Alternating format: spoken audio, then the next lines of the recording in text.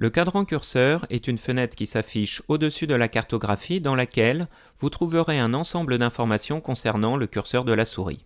On appelle curseur le symbole qui se déplace sur l'écran dès lors que vous bougez la souris. Dans les applications Windows classiques, ce symbole est représenté par une flèche. Dans Maxi, ce symbole est représenté par une petite cible accompagnée d'un deuxième symbole représentant l'outil en cours d'utilisation. Voilà quelques exemples d'outils pouvant être associés au curseur de la souris.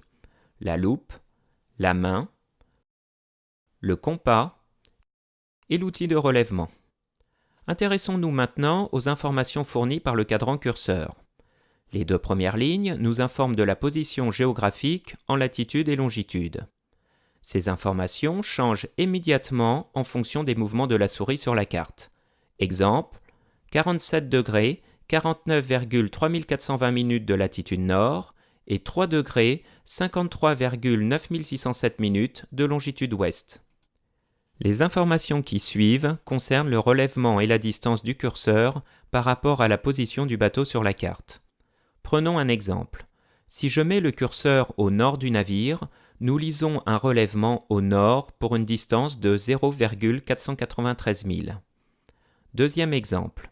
Si je mets le curseur à l'est du navire, nous lisons un relèvement au 90 degrés pour une distance de 0,364 milles. En simple, vous mettez le curseur de la souris quelque part sur la carte et vous obtenez immédiatement le relèvement et la distance par rapport à la position de votre navire. Avec une carte papier, il aurait fallu prendre la règle CRA pour mesurer le relèvement et le compas pour mesurer la distance. La dernière information donnée par la fenêtre curseur est la valeur TTG, comprenez Time to Go. Elle correspond à la durée de parcours en fonction de la vitesse du bateau. Attention, si le GPS n'est pas connecté ou si vous n'êtes pas en mode simulation, aucune indication ne s'affichera pour cette fonction. Prenons un exemple.